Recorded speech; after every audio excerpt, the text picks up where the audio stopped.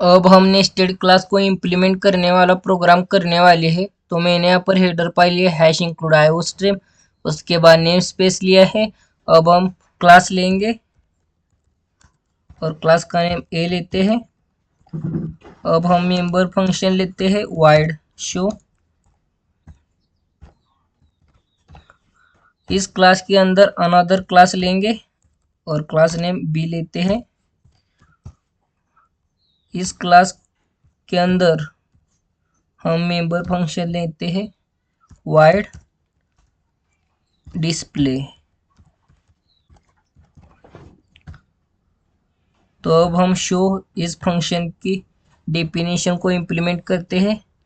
तो return type void, class name A, scope resolution operator, function name show.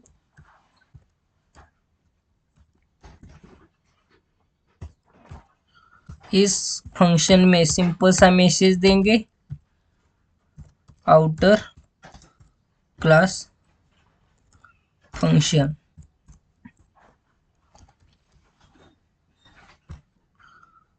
अब हम display इस function की डेफिनेशन इंप्लीमेंट करते हैं। तो रिटर्न टाइप वाइड,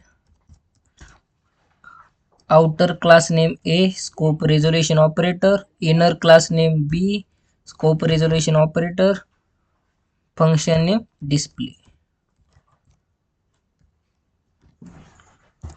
तो इस फंक्शन के डेफिनेशन में भी सिंपल सा मैसेज देंगे और यहाँ पर स्लैश एन को भी यूज करेंगे जिससे मैसेज नए लाइन पे प्रिंट हो जाएगा। तो यहाँ पर मैसेज देते हैं इनर क्लास फंक्शन।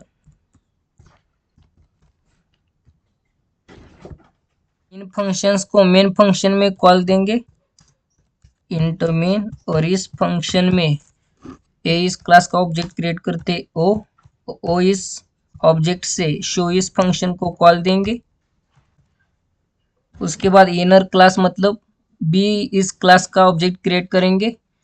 तो outer class name A, scope resolution operator, inner class name B, और इसका ऑब्जेक्ट क्रिएट करते हैं ओ बी इस ऑब्जेक्ट से डिस्प्ले इस फंक्शन को कॉल देंगे।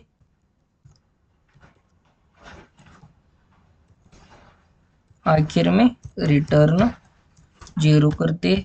तो ये प्रोग्राम हो चुका है, लेकिन यहाँ पर इस क्लास के अंदर पब्लिक एक कीवर्ड यूज करना पड़ेगा, नहीं तो ये आउटसाइड एक्सिस नहीं होगा।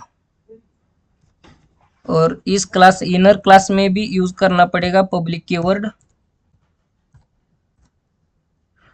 नहीं तो ये फंक्शंस आउटसाइड एक्सिस नहीं होगी।